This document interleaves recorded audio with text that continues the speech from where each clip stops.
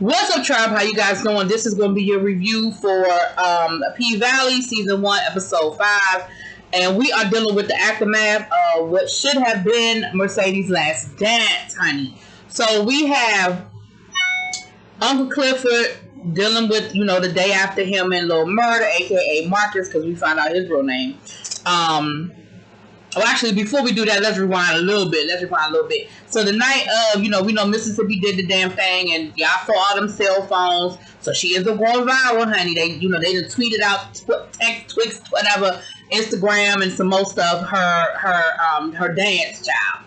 And there was a woman there that night who was celebrating her divorce. She said she gonna spend her whole divorce settlement, okay, up in the club, and they were playing Lil Murder song on repeat, honey. It was over and over again. They were playing his song, and she ends up getting, her and Mercedes have like a little bit of a moment. Mississippi have a little moment, and I thought they had actually sort of connected a little bit, but the next morning or later on that night, honey, she done passed out, and I was asking myself, where were her friends? Because when we first saw her, she was drinking with a whole bunch of people. But I guess they weren't her real friends. They were just people she met at the club. Like, I don't know. But I'm thinking that they were her friends. But she laid out on the floor, passed out, and all them stacks of money. Whatever her divorce settlement was, it had to be, it looked like it was a good old piece of change.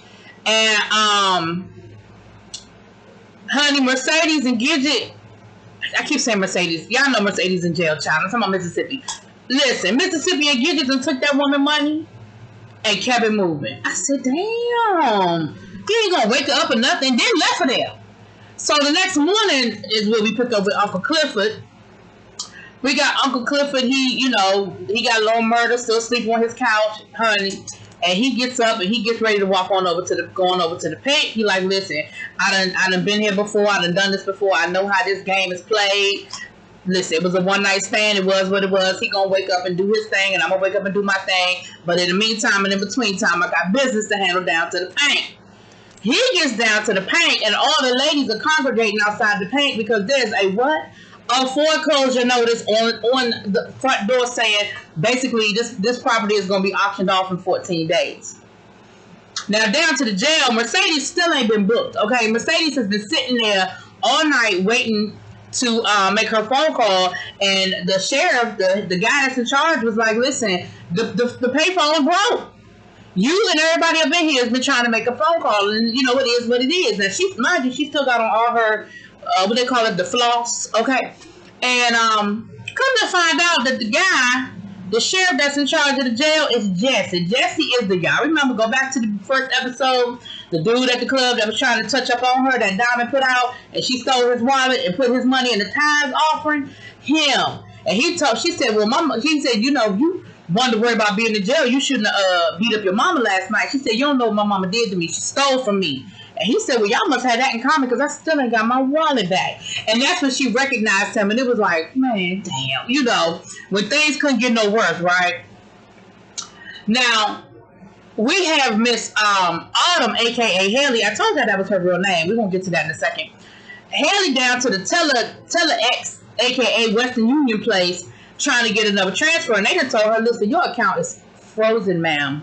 She said, what you mean my account is frozen? She said, don't y'all have unlimited transfers? She said, the woman was like, listen, that was a courtesy that we were extending to you to everybody because of the flood. That is not our normal policy. Under normal circumstances, we don't do all of that, and you have made more than 10 transactions, so we can guess that this woman is sitting on over $100,000 at this point, because if each transaction was $9,000 and she's made more than 10, she's sitting on at least $100,000 right now, okay, over the last couple of days. And it did have her to say, looks like your family's been very good to you, bitch. You don't know nothing about my family. You don't know who my family is. You don't know what about my family. You don't know if that's my money, their money, anybody else's money. But anyway, we'll get to them later. And while she's doing that, honey, the woman from the club, the divorcee, that Uncle Clifford found her drunk and walked her out of the club, and he let her drive off. She was clearly still drunk. Uncle Clifford, you know you was wrong for that. But anyway, she got the cops from the high speed chase. She damn near runs into the Telex office, and she ends up getting arrested. And when they bring her in, she's still singing Lil Murder song. And, Mercedes was like, what song is that? She was like, Lil Murder. And she was like, you know, where you hear that? She was like, oh, I was down to the paint, you know. And that's when Mercedes found out that Mississippi went in on her place. And she was like, and I'm like, in my mind, I'm thinking, now, Mercedes, from a business perspective, you know good and damn well, they couldn't just have that club. We'll get to that, child. I'm getting ahead of myself. So then Uncle Clifford rolls down to the sheriff, because, you know, him and the sheriff got a little bit of an understanding, and he's trying to figure out how his business then came up on some foreclosure. Mind you, he passed out when he saw the foreclosure sign. And we started to see a little glimpse of Miss Mississippi, because Mississippi could care less about the pink going into foreclosure. She was more excited about the fact that she was going viral than she cared about the pink. Because I guess her thing is, listen, if that's what's going to happen, here go my next step. I'm viral. I'm on the gram. And I got to figure out what my next move is. So Uncle Clifford goes down to the sheriff's office. But as Uncle Clifford is walking in, guess who's walking out? Melonius,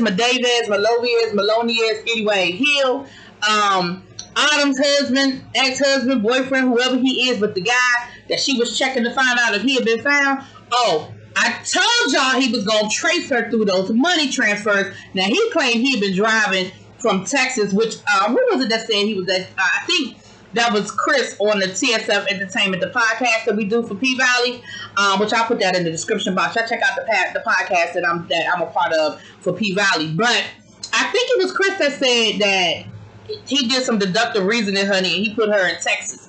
But he said that he had been driving along the river from Texas and stopping at every small town. But I don't believe that. I believe, well, I know that to be true. We'll get to that. That he's following the money. And he showed up at Chucalissa because that's where the money is coming from. Well, that's where the money is being transferred to. He knows she's there. And he's giving this sob story about looking for his wife, honey. He even got tears coming down his eyes. But you don't fool me. I think it's something with you, and I think you ain't right. You don't fool me. Now they get Mercedes into the up into the jail cell, honey, and she sees Patrice because they don't have an extra room to separate them. She sees Patrice and she commences to whooping on her ass again. And Jesse was like, "Listen, do you want a murder charge on top of your aggravated assault? Like, chill out." Like, you had already been asked. It is what it is. And so he said something about your mama. And, you know, this older woman was like, her mother. You don't put your hands on your mother. I don't care what your mother has done. And everybody is sort of looking at Mercedes like, how could you beat up your mother? How could you beat on your mother? We'll get to that. Uncle Clifford, now mind you, Uncle Clifford still doesn't know where Mercedes is. He thought she was dead when he saw all the long faces when he pulled up to the pink. Everybody was upset about the foreclosure. He's thinking that they got some news about Mercedes, and the first thing out his mouth was, "Is Mercedes dead? Is she dead?" He don't know what happened to her. So he's still up front talking to the sheriff while all this is going on in the back. And the sheriff said, "Listen, this don't have nothing to do with me. One of my deputies put that over there. He said, this between you and the mayor. You need to take that up with him." He said, "But Uncle Clifford, I need you to, but you get real sloppy down there." He said, "I got one of your dancers back there. She done beat up her mama. I got a woman that done left from the club drunk driving, and she done took my people on a wild goose chase. Like, she could have killed anybody the way she was driving out there." And Uncle Clifford was like, "Wait a minute, my dancers? You got one of my dancers back there?" And he found out it's Mercedes, and he was like, "I need to go talk to her." He was like, "No, I don't know about that." He was like, "Listen, that's the closest thing to a daughter that I can't have. I need to go talk to her. I need to see how she's doing." And so he goes down there and he finds out, you know, of course he found out from Mercedes what happened. And she was like, "What?" You know, Uncle Clifford was like, "What?" And he was like, "Oh, I got you." He told Patrice, he said, "Listen, I need you to keep your hands off of her. She got another ass whooping coming. I'll take care of that one, but you keep your hands off of her." And he says, "Listen, I'm going to go ahead and put your bail up." And she said, because he showed her the foreclosure notice. And he said, He said, "You focus on what you doing." She said, "No, you need that money for the club. Don't worry about me. I'll figure something out. But you need the money for the club, you know." So then when Uncle Clifford ends up leaving, and he tells her, "You be strong, like you." And he wouldn't leave until he felt like she was good, because she was starting. Her spirit was starting. until he felt like at least I felt like he felt like he was good, you know. So so then we have her mama sort of have a moment, and she said, I can't believe you did that to me. She said that money was so I could get Terica back. Like the judge said, until I could show that I had a good job and regular income, I really ain't have a shot in hell, but I'm trying to get Terica back. And her mother said, Terica is fine where she is. She better off where she is. And what we find out is that the woman that's Shell, I think her name is, that's taking care of Terica, come to find out, Mercedes was the side chick. Because her mother said something about that woman, you know, that woman is a saint for taking care of the side chick baby. Or the baby out of infidelity or whatever it was. But basically we found out that Mercedes was messing with the husband, and Terica came out of that situation, and the wife took the baby in. And so, and on that one I gotta agree with her mama, like that take a strong woman, cause that take a strong woman. So then we have and that's when the tide started turning a little bit in the jail, because at first everybody was looking at Mercedes like, how could you do that to your mama? But then when they heard that Mercedes was like, listen, I'm trying to get off the pole, she done stole all my money that I've been stacking up for a new life to try to get my daughter back for her church. And you know, the jail was like, you know, they were like that. So then they was all like, oh damn, that's messed up, like your daughter trying to do better and you just stole her money. And somebody said, well, can she even preach? Her mama said, and Mercedes talking about something, hell no, she can't preach. She just a pimp trying to be a pastor. What'd she say that for? What'd she say that for? Now listen, I ain't no Patrice fan. But when I tell you that Patrice turned that jail cell out, you hear me? She preached. She got to singing, and then the divorcee joined in, because the divorcee got a voice. She was singing Lilies in the Valley. Next thing you know, the whole jail cell was swinging and clapping like they was the choir. And had Mercedes looking real stupid. And her mother started talking about forgiveness, because she said, listen, Mercedes talking about something, listen, I had the gas bill and a dealer's card in my name before I was 3 years old. And one of the other women in the jail was like, yeah, that me too, honey, me too. And she said, listen, she got to preaching. She said, listen, you can't keep holding me accountable for something that God forgave me. Like, you gonna have to forgive. God forgave me, you gonna have to forgive me too. And Mercedes was like, no. And Mercedes sat there and watched that whole jail cell get swept up in her mama's singing and calling on forgiveness and this and the other. And she gonna come over to Mercedes and talk about some I got a little ahead of myself, but it's okay, we're gonna keep going. She gonna tell Mercedes, you gotta forgive me, and get down on your knees and forgive me. And Mercedes, she walked over to her and she got down on her knees. And I knew she wasn't about to forgive her mama. I already knew it wasn't gonna be that easy. And she got down on her knees and she leaned in and she kissed her mama. And she told her mama, she said, you're dead to me. And at that moment is when she got called for the bail. Now, we're going to rewind and find out how she got bail. Hold on with me. But as she was walking out, her mother kind of gave her this look. But in the end, I feel like her mother kind of had a little grin on her face. Y'all tell me if y'all caught that. I caught a little grin. It wasn't a full-out smile, but it was a little grin. And it made me feel like her mama, you know, because people who do that, I've told my friends this before when they deal with guys that treat them bad and they keep taking them back. I said, they're not going to believe you until you finally don't take them back. So her mother probably doesn't believe that Mercedes really means it, because it seems like they've had this on again, off again relationship their whole life, and so she don't believe Mercedes. And so it's gonna take Mercedes really doing it for her mother to believe her. But anyway, let's rewind. Let's go all the way back. So when Mercedes finally did get her phone call, she called Gidget. Now, mind you, Gidget wasn't even speaking to her, right? Y'all remember that. Gidget is in there fixing her mama an oxycodone cocktail, child. And when Gidget answered the phone, Mercedes, you know, she accepted the call, and she was like, what you calling me for? And she said, honestly, you're the only person phone number I remember. You know, in this day and age, we don't know people's phone numbers by heart, child. If something happened to me and I ain't have my phone, the only person I could call is my mama, because that's the only number I still know by heart, child. Anyway, well, people whose number I knew growing up, I should say. Anyway, so she tells Gidget, listen, I need you. Like, I'm in jail. She said, what about all that paper you've been stacking? Ain't that what you told us? She said, listen, my mama stole all my paper. She said, that's why. Because she said, well, how you know what happened? She said, girl, you've been all over the news. Because that's how they started off. They showed us.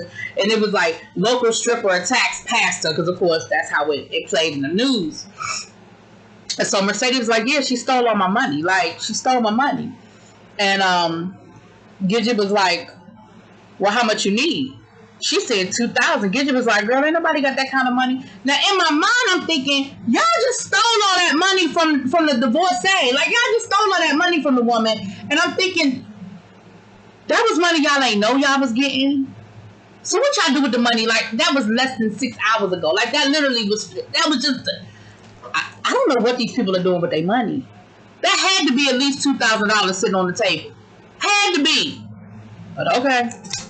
So she ends up putting out an APB, basically. She sends a text to everybody saying, listen, we need help getting Mercedes bail money up. Meet me at the bail bondsman place so we can put all our money together and get Mercedes out.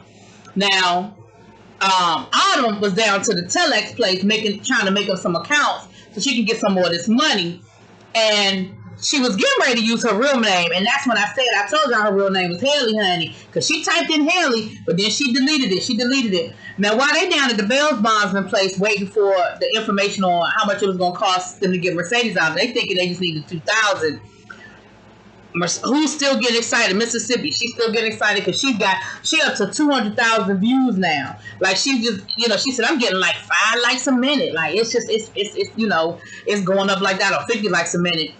And Autumn ends up showing up at the bail bondsman place, and Mississippi talking about something. Well, who called her? And I'm thinking, bitch, if she got some money, you better let her say what she got to say. I'm thinking, damn, that's messed up that y'all don't even want her money. Like, y'all hate her that much, you don't even want that woman money. But anyway, her and Gidget were kind of cool, because Gidget was teaching her how to be on the pole and stuff. So Gidget included her. So the guy, now, the bail bondsman is giving them their total of what they owe on, how much it's going to cost to get Mercedes out. And it started off at $2,000 as her bail for beating her mama ass. But she has tickets, she got moving violations, all of that stuff has double, triple, it's now pending warrants. And by the time they add up all the fees and everything else, honey, it's up to $5,000 and some change. So, of course, all the ladies are like, hell no. No, man, pay him. And again, in my mind, I'm thinking, now I understand why they might not have $5,000, but in my mind, I'm thinking, y'all got at least $2,000-$3,000. Like, y'all got it anyway. So they outside and they all talking. Basically, ain't nothing they can do. It is what it is. They sorry, but oh well. Mercedes is going to sit in jail. And, Gidget tries to give them this song and dance about how she would do it for you. And y'all know, that she loved y'all. And, she would be there for us if we needed her. And they was all like, yeah, we're going to head on over to the Waffle House. We'll see you later. And Gidget and the only person still standing there is Autumn. And Autumn going to hit Gidget with the, now, she wouldn't do it for them. Gidget was like, no, she wouldn't do it for them either. And they got to talking or whatever, and they had like a little moment. They got to talking, and next thing you know, like I said, Mercedes did make bail. Who outside waiting for her? Autumn. And she was looking like, really? Like, how ironic, like how, like you're here, it's you. And Mercedes broke down. She got in the car and she just broke down. Like, she broke down. And she ends up, Autumn says, well, where do you want to go? And she said, anywhere but here. And she actually ends up going back to Autumn's apartment, if that's what you want to call it. And they have a moment. Again, they ain't friends, but there's a mutual situation there. And She opens up to her. She tells her about losing her baby. She said, I tried to get away once, but I made a wrong turn and I ended up underwater.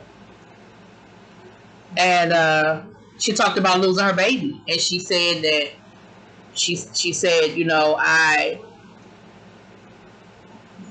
I looked for her for 3 days and 3 nights. She said, and then I came up on this suitcase of a new life. Which was the ID and the clothes and stuff. And Mercedes was like, well, I'm not going back. Like, I'm not going back to the club. She said, you don't have to. She said, I might be able to help you out. So she takes her in the house, honey. Mercedes been keeping that money in the refrigerator. Autumn been keeping that money in the refrigerator, child. I ain't mad at you. Ain't nobody looking at, if somebody coming to rob you, they ain't looking in the crisper, child. They ain't looking in the crisper. And she said, what the hell you doing stripping at the club if you got all this money up in here? She said, listen, I'm working on something, but I need your help. Actually, Mercedes was like, so she gave Mercedes the money, a stack of money, and she said, what I got to do for this?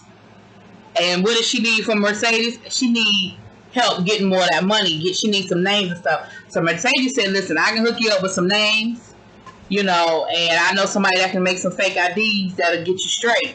So they got that scheme working, honey. They got that scheme working. Now, Uncle Clifford ran up on the mayor. The mayor's at the barbershop, hobnobbing and rubbing elbows and everything. And Andre is there getting his hair cut, and the mayor's in there holding court, talking about, how great things are, how he kept his promises, and they're talking about this park opening up and all this good stuff. And, of course, everybody there, they eating it up. Like, yeah, Mayor, you did this for us, and yeah, Mayor, you did that for us, and yeah, you promised you was going to do that. You promised you was going to do that. And here come Uncle Clifford, and of course, the mayor calls Uncle Clifford a thing, And Uncle Clifford come rolling up in there, and they be like, you want us to put him out? And he was like, nah, what do you want? So Uncle Clifford rolls up to the mayor and lets the mayor know, listen, I know about this whole thing. I know about this casino, and I could blow this whole spot up. But he said, I can tell everybody in here that you offering them less money for the same amount that you offering the white folk. Like, I could blow up your whole spot. He said, but you gonna take care of my situation. And of course, the mayor played real cool about the situation. But as soon as they left, now it's something, y'all let me know if y'all caught it.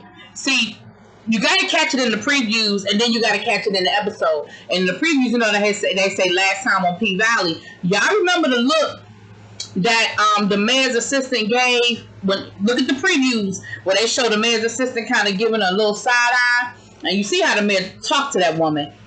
And then you see Uncle Clifford, how he rolled up on her, and he kind of, like they know each other. I don't know how they know each other. I don't know what the story is, but I think that she's going to end up helping Uncle Clifford. There's going to be something there. I don't know. I see it. I feel it. I don't know. So,